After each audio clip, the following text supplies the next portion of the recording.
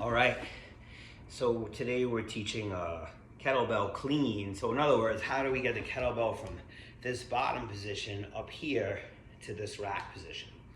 So it's easier than one might think, and a lot of people approach it in a way that makes it really difficult.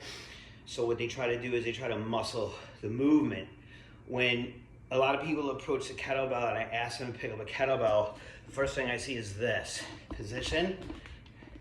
So that position is a very disadvantageous position to get that kettlebell from here up to here. So sometimes I liken it to if you bought something at a store and it was concentrated like the kettlebells and it was really heavy, how would you get it from here to here? You wouldn't lift it out this way, would you? No, you would pull it up and rack it into your arm, and that's where we want the kettlebell to go, up into a rack position. So essentially we want to keep the kettlebell as close to us as possible.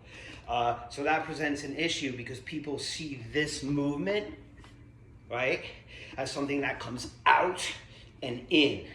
And then what happens is it tends to slam into that forearm, makes the movement incredibly uncomfortable. So how I teach this kettlebell movement is I call it a corkscrew. So what I do is I rotate the kettlebell this way and I spin the kettlebell up into position. So I rotate it and spin it up into this position.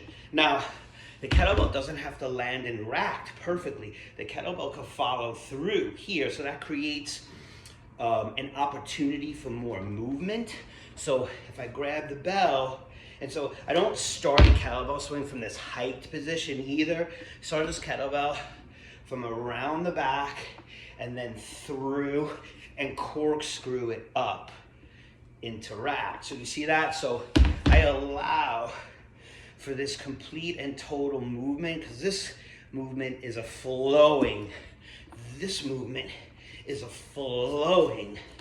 movement, right? So what we want to do is learn how to flow, with these tools and this equipment, because this isn't an optimal tool for strength training. This is more of an optimal tool for play or aerobic conditioning or for a HIIT session.